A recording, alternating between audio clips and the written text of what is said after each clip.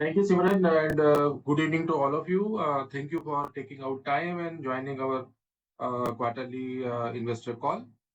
Before we start the call, I would like to make a disclaimer that some of the statements in this call may be forward-looking and may not coincide with the actual performance. So we will start with the presentation by Mr. Vineet Agarwal and followed by the question answer session. Uh, I will invite Mr. Agarwal to just to present and also the opening remarks. Thank you.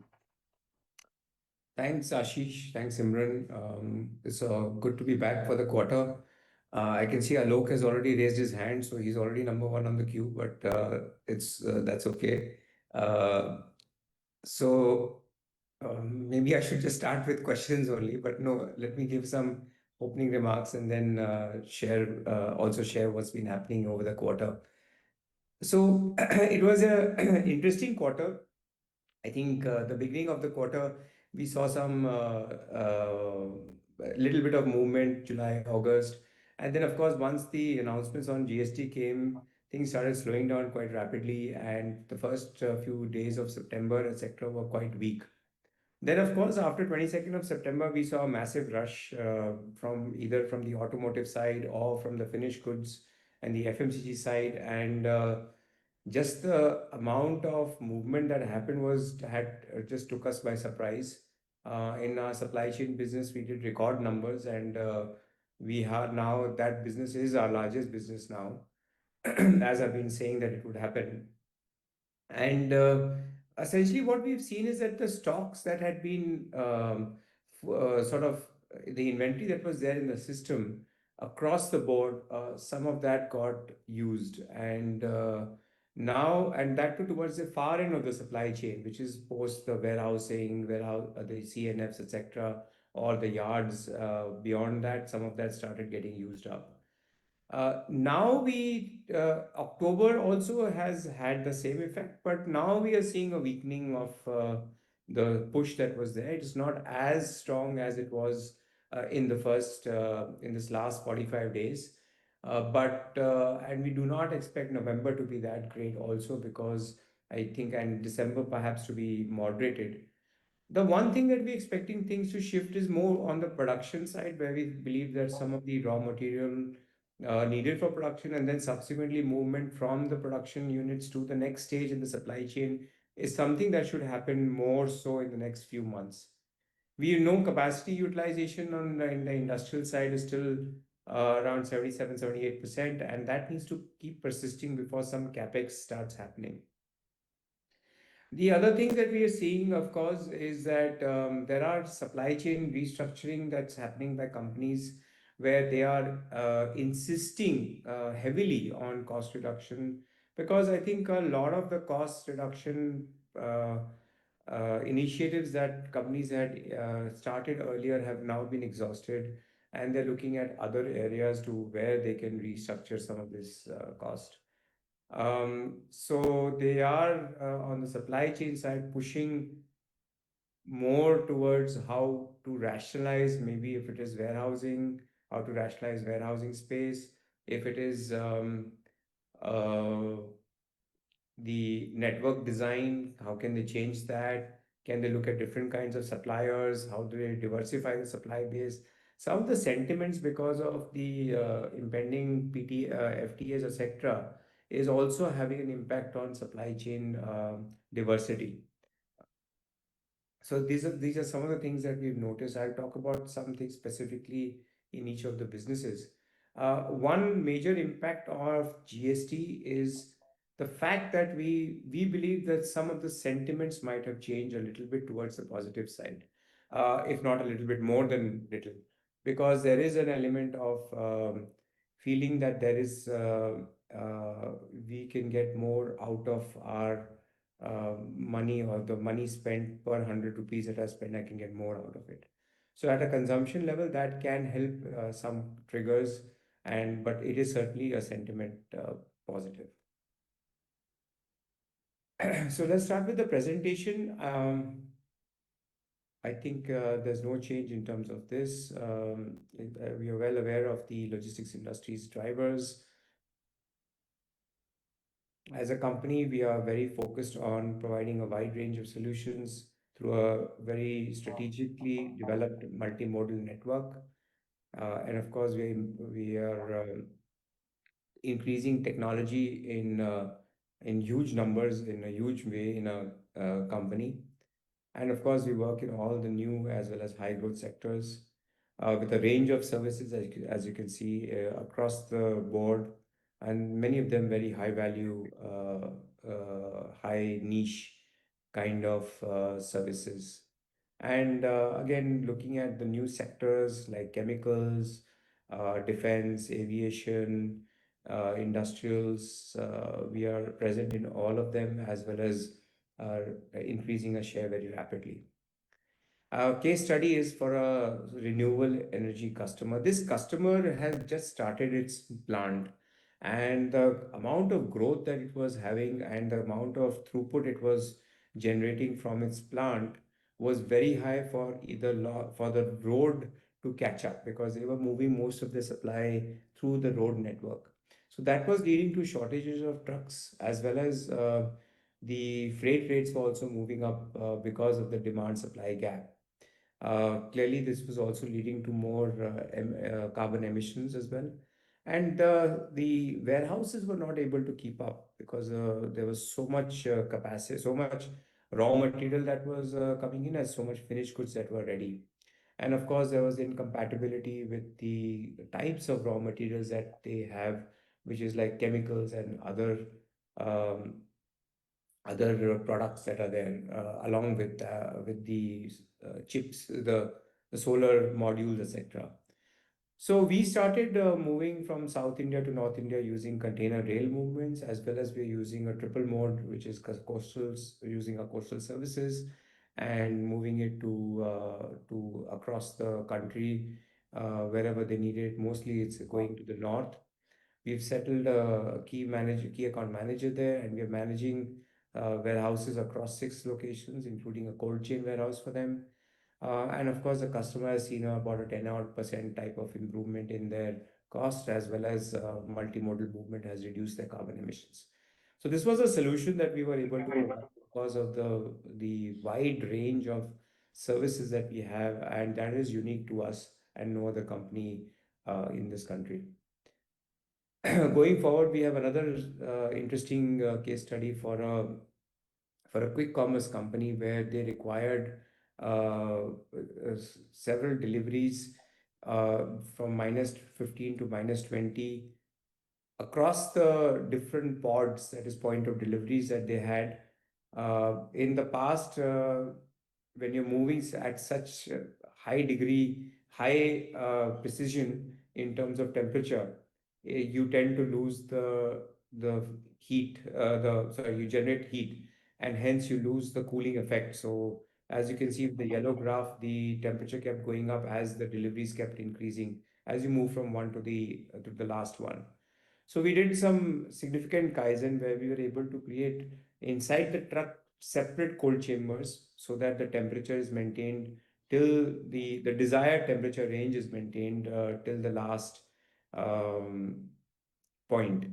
And replacement has reduced substantially because customers are there at the POD level. They're seeing that the integrity of the material is maintained when they receive the final material also. So it has been a very, very interesting supply chain development where we are able to use cold chain to do this very effectively. Again, these are places where we are able to deliver very high degree of customer satisfaction as well as retention. Uh, as a company, I think some of this is perhaps mentioned and known. Single window solutions, as well as bringing in all kinds of niche services to the customers. In terms of multimodal capabilities, we've been continuously expanding that. In the last, on the rail side, if you see, we have increased our rail movement substantially. We did 1,400 plus rail movements last quarter, last half year versus 1168. So a substantial jump that we've had.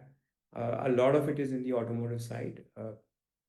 On the left-hand corner is the container movement. The TUs handled in the last half yearly is about another 5-7% increase over the last year, as well as the number of cars handled, CBU that is, has also increased from 172,000 to about 190,000 in the last year half. We continue to manage about 67 yards and about 70 terminals, and we've saved about 90,000 tons of CO2. In terms of IT capabilities, we have now our center of excellence is now working, has been working for several months on several interesting AI ML projects. And perhaps next time around in the presentation, we will show you example of one or two very interesting AI projects. These are essentially areas that we've seen that have really a significant improvement when it comes to manpower productivity as well as in terms of process improvement. So we've been able to implement some of these quite efficiently. And of course, the rest of the things are hygiene as we go forward. Mentioned about all the high growth sectors we're present in. I think this is known. Let's go forward. Highlights in terms of the quarter ended is that we have had 21st consecutive quarter of growth. We've invested about 170 crores in the last quarter, in the last 6 months, and out of that, 140 has come from internal accruals. Liquidity position remains steady at 250 odd crores. In the freight business, it is remains a bit weak still. We've had no growth. The good thing here is that the shift from FTL to LTL has started, and we've seen a 2 percentage point improvement there to 38%. Margins have yet to kick in because some cost structures are still under process. We've also, some of the growth was subdued because a few contracts were shifted to the TCI Chemlog business.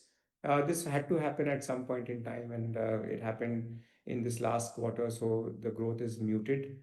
It would have had an impact of 2-3%, about 1 or 2% in terms of the top 2% perhaps additional on the top line growth.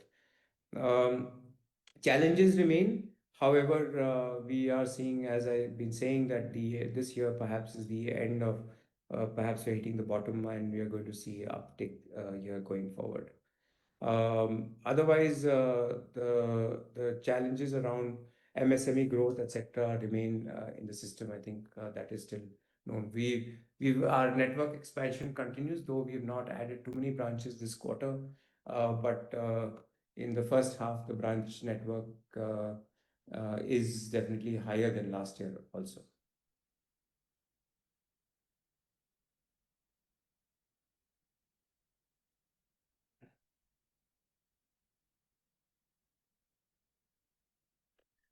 On the supply chain side, the business is grown at about 17.8% over the quarter and about a 14% on the half yearly basis.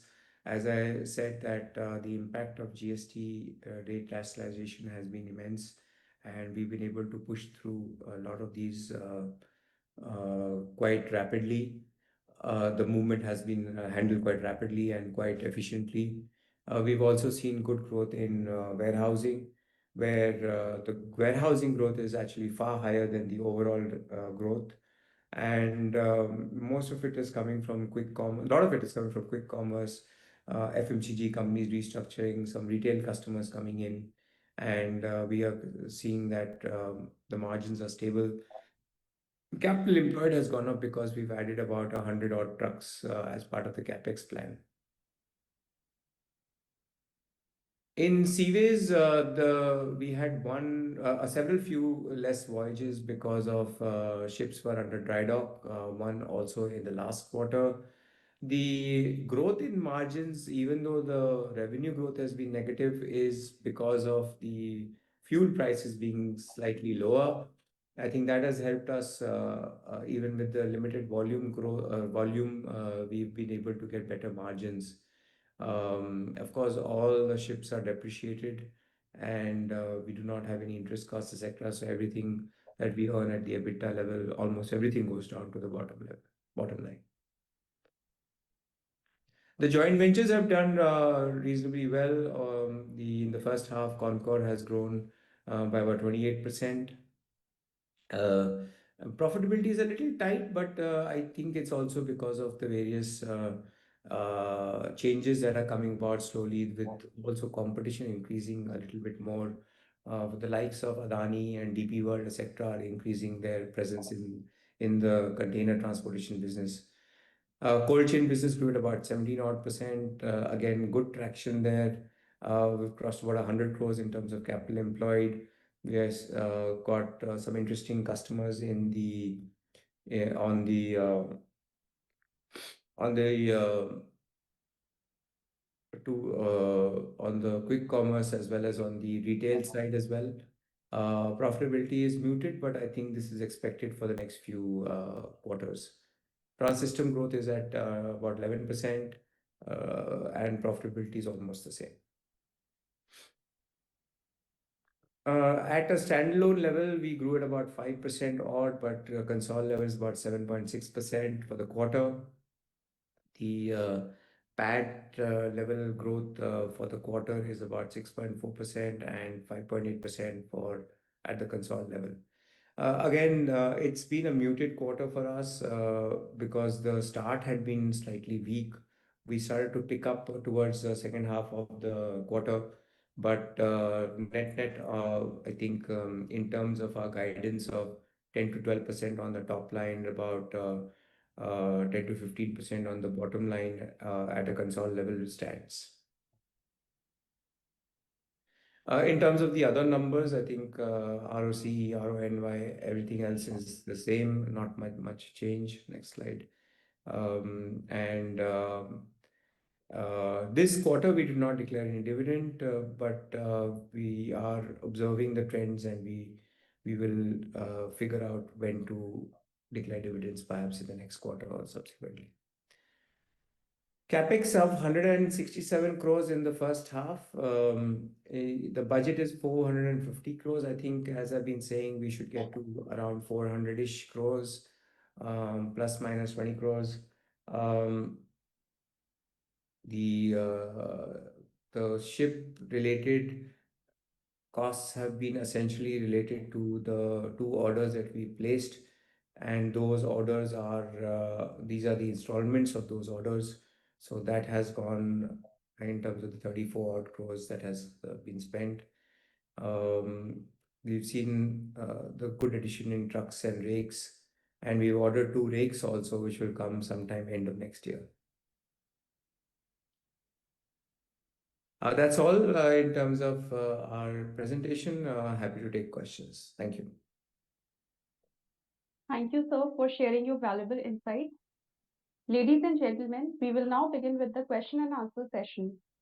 If you have any question, please use the raise hand feature. When called on, kindly start by stating your name and organization before asking your question. Our first question is from Mr. Alok Devra. Sir, please go ahead.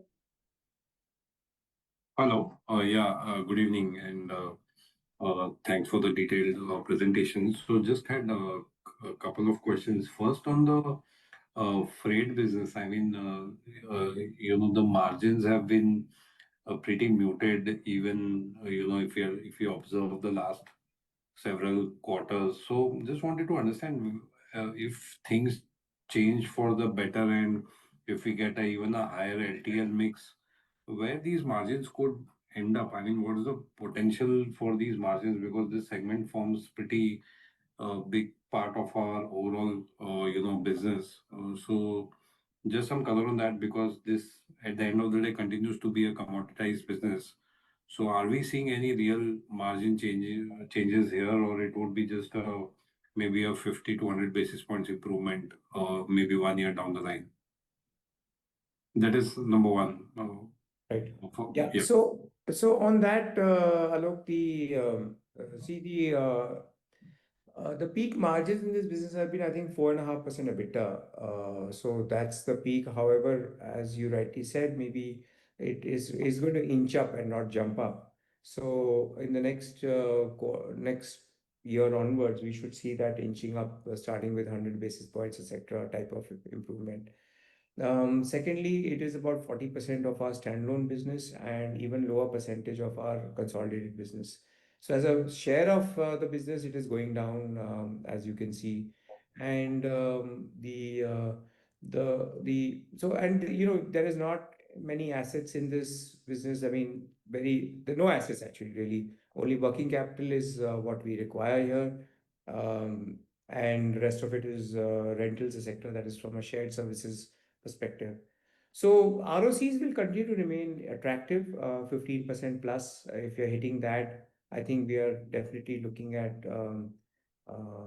continuous recycling of that. However, the moment the LTL business starts kicking in further, that ROC has jumped, as you can also see in 2022 and 23 to 27%. And Ashish, just put it on full slide, please.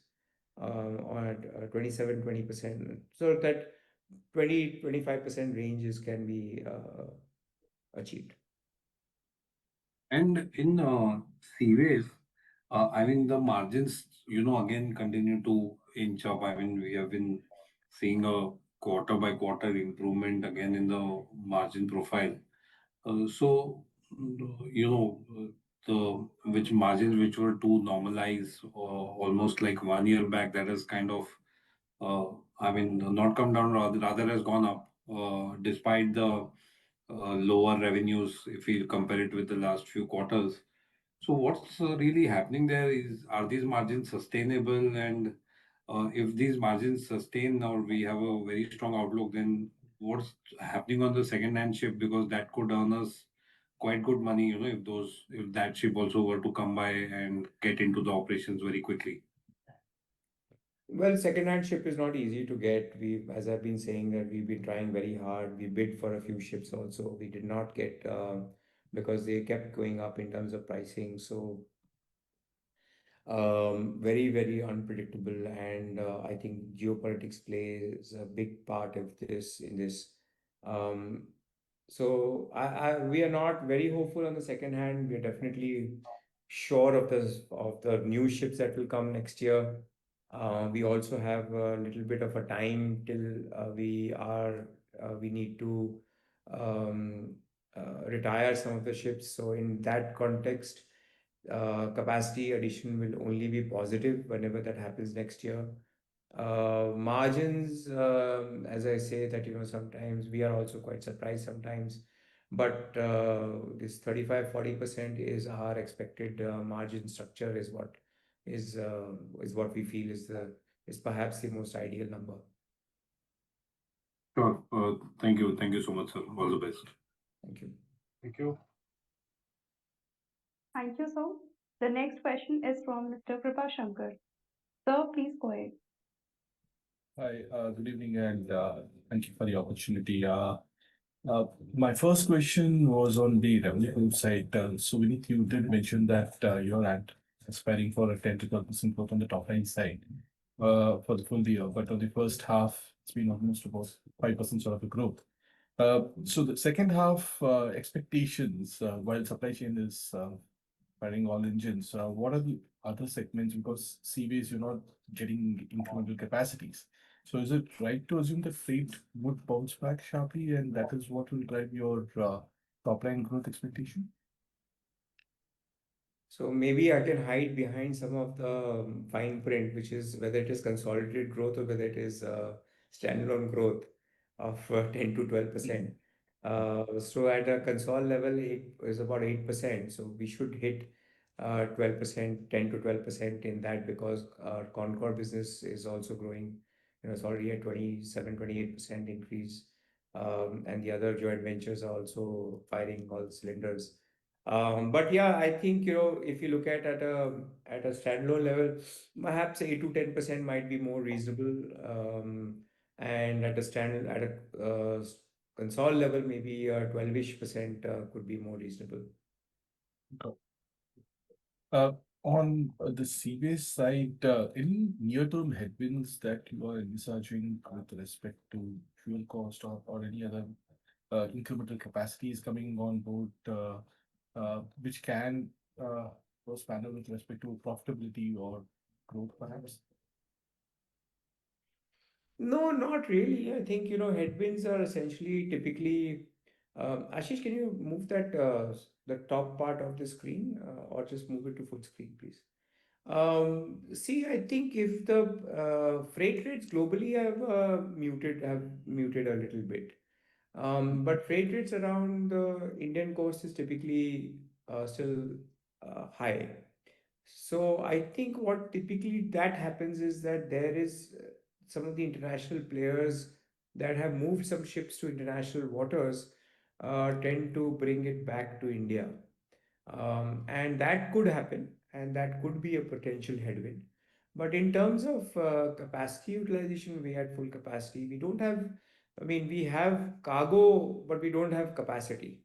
So we are, of course, second-hand ship still doesn't make sense with the kind of pricing because you have to factor in a longer tenure for those ships and not what you see today. So I would think that the headwind would be perhaps more competition, but the next few months is typically the good period also. So maybe we should be able to sustain from both from a demand perspective and from whatever supply comes in. Thank you. That's all from me. Thank you. Thank you, sir. The next question is from Mr. Sunil. Sir, please go ahead. Hi, sir. Thanks for opportunity. Thank you. Hello. Yes, please go Yeah. ahead. Uh, so broadly, Vineet, you always, as a long-term investor, what is impressive is the way you put a case study, the way you create a long-term relationship and bonding with your customer and stickiness. So I just wanted to understand which are the factors other than pricing where customer leaves us and whether they leave for just prices or they create their own setup and they learn from us. What are the factors which you will be careful about or your experience talks about that our customers leaves us and we lose the business? Yeah, our analysis is that 60-70% of the customers leave us because of pricing. Then, of course, no company is perfect. If I can tell you that every person everywhere is perfect and we don't lose because of our behavior towards the customer, I'll be wrong. It happens in all organizations. So some of it happens in our organization also. Sometimes we don't realize what we do, but we do not deliver to customers' satisfaction and expectation level. So we do certainly lose out there. Sometimes we lose out because customers don't want to give a lot of business to us. They also want to diversify their portfolio to keep other players in the mix, so that and they might give us a higher pricing compared to the others, but they will still not give us the entire business because they want to keep a diversified mix. So those are probably the main reasons why customers leave us. In terms of solutions, etc., we have a wide range and the teams are such that they are able to orient towards customers' needs, but sometimes we can fail also. Thank you. Thank you. Thank you, sir. The next question is from Mr. Naman. Sir, please go ahead. Yeah, hi, good evening, and thanks for giving me this opportunity. As most of the questions has already been answered, so I just wanted to know that as the company has just entered into the eastern region with a new warehouse in the Kolkata uh, region, so how should we expect it to affect our financial performance? Like, what are the company's plan in relation to this new warehouse? And if you could just give some color, it would be good for my understanding.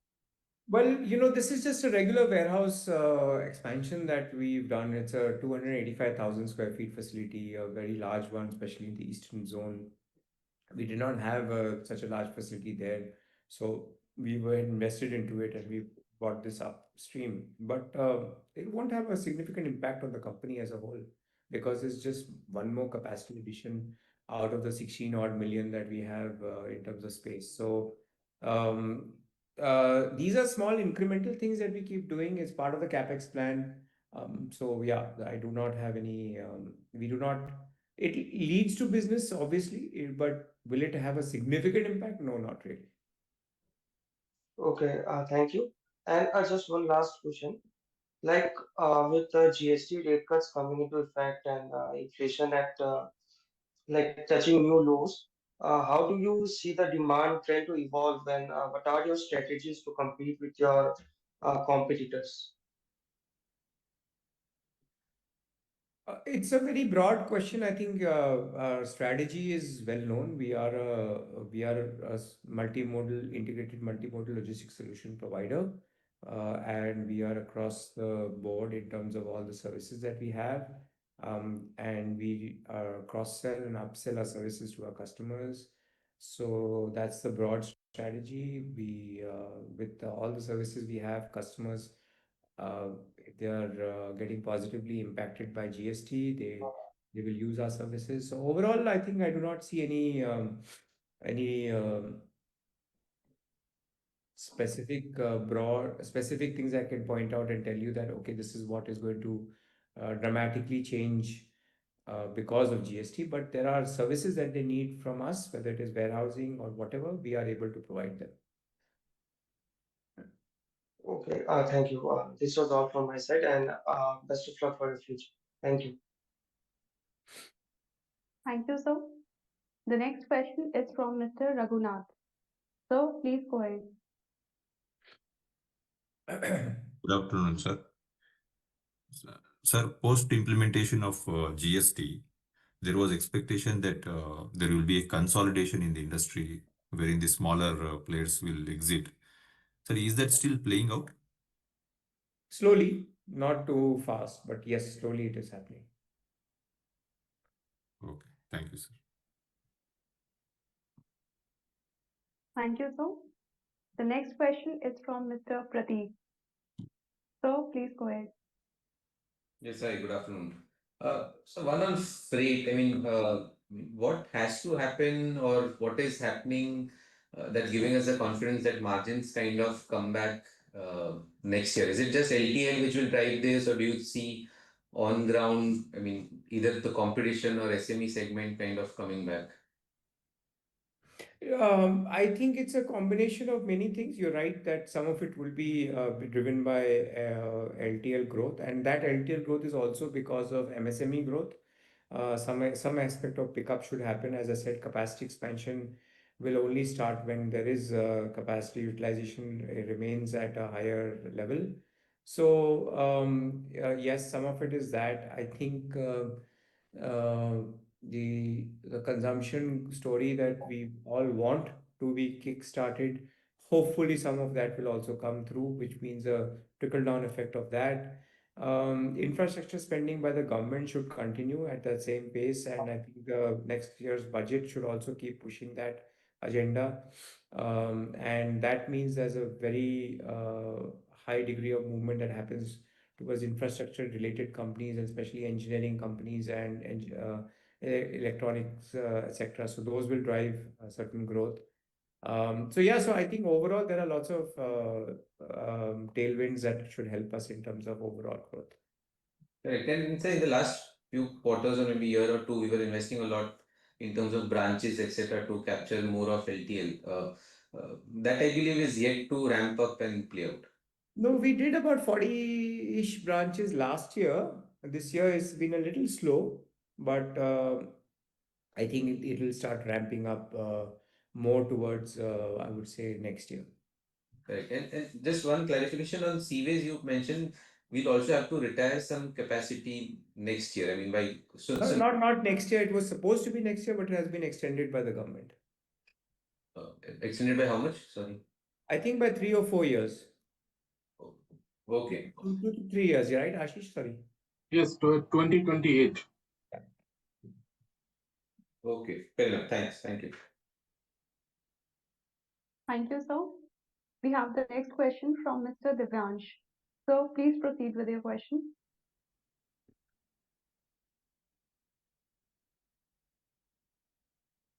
Mr. Divyansh, are you here? Uh, yeah, hey, Vineet, can you hear me?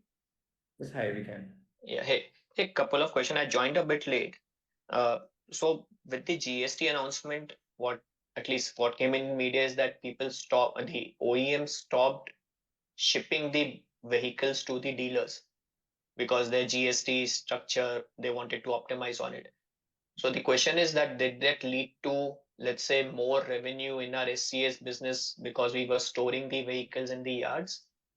Is there any linkage to that which, let's say, drove revenue in SCS division for us in this quarter? See, we do not make that much money or that much revenues if the vehicles are just standing in the yard. Obviously, the movements help us to drive revenue growth. So yes, the stockyards increased in the last 3, 4 months because capacity uh, that was being produced and inventory needed to be kept in different places, which we did maintain, and some revenues did we did derive some of that, but it was not significant enough to say that this was the uptick. The uptick is because of the movements. As you saw, the number of rakes that we were able to load. I mean, at some point we were loading 4 rakes a day, 4, 5 rakes a day across the country. It was that kind of, no, in fact, in the last week of September, we loaded almost 7, 8 rakes a day. That kind of movement was happening for us. So it is not because of the just the warehouse. Storage. Yeah. Got it. And just this, let's say, how has been, let's say, this Diwali season because now, let's say, given 22nd September was the cutoff date and then Diwali demand and everything, which would have spilled over post 30th September. So any, let's say, insight that you can give on this quarter, how has it been, both on, let's say, freight because of SME business getting any upshoot or anything on the auto business? As I said, this has continued till in October also, but we do not see that kind of movement in November. Perhaps a little bit in December, simply because it is the end of the financial year for several MNCs. Um, it's also the end of, then March is better because it's a financial Hmm. year for Indian companies. So I think overall, net, we do not think that the kind of jump in volumes we saw will get repeated very soon, not till March. Uh, However, the sentiment has changed to some extent, and that should help the MSME, etc., growth that you talked about. Got it. And just the last question, we were planning to get an approval for SUV AFTO or train rakes. Not sure if anything was mentioned, but I haven't, well, in the last, let's say, 2, 3 calls, nothing has been mentioned. Just wanted to check on that. We did place an order. I think we mentioned it in the last quarter call that we placed an order for 2 such rakes that will get delivered at the end of next year. Next financial year or less? End of, I think it's next. Next financial year. Yeah. So FY27. Yeah. Yes. Mid of, let's say mid of FY27. Got it. Got it. Understood. Understood. Yeah, that's it. Thank you and all the best. Thank you. Thank you, sir. We have no further questions. We can wait for some time as the management suggests. Yeah, we can wait for some minutes, maybe a minute or two.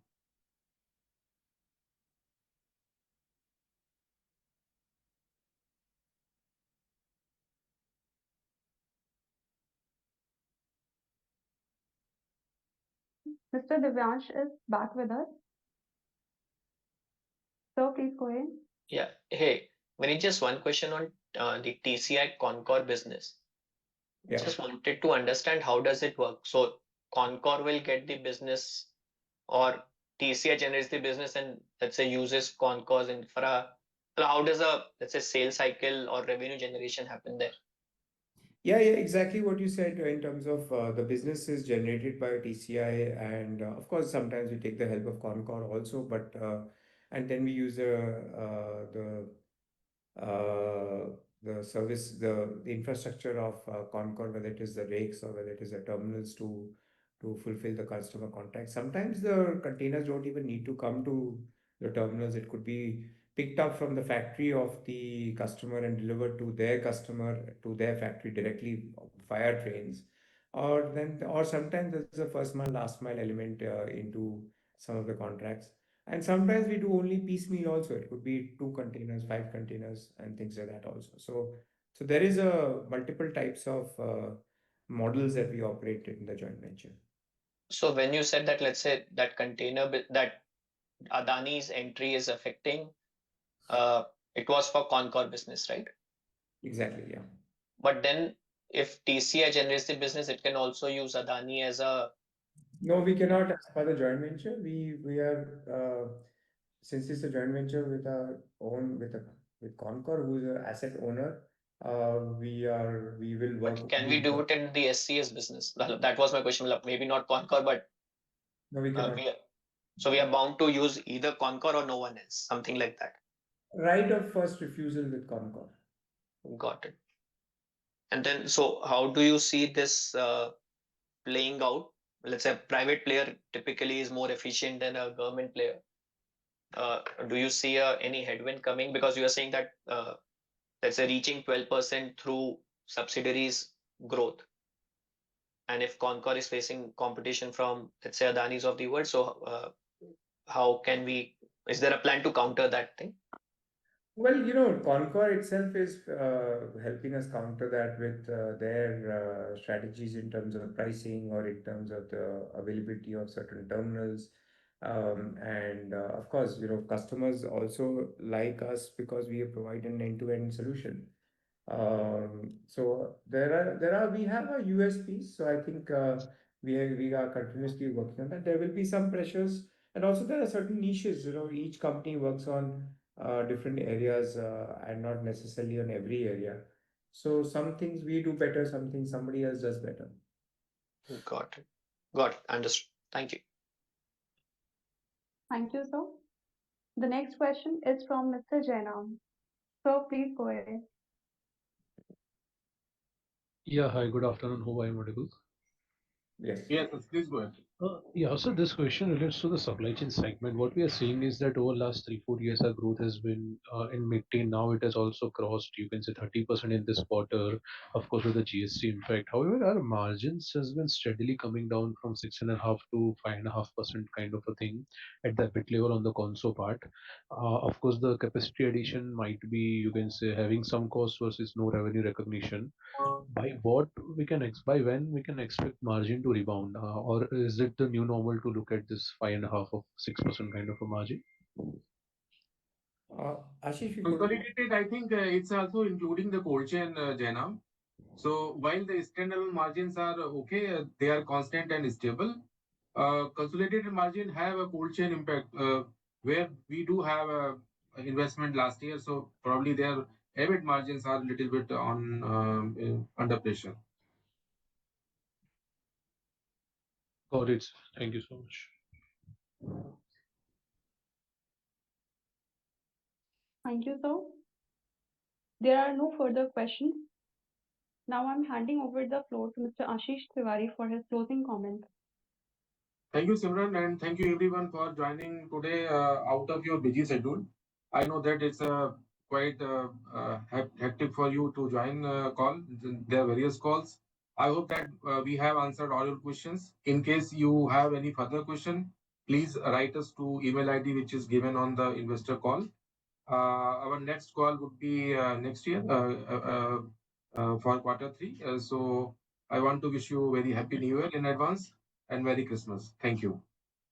Thank you. Best wishes. The recording has stopped.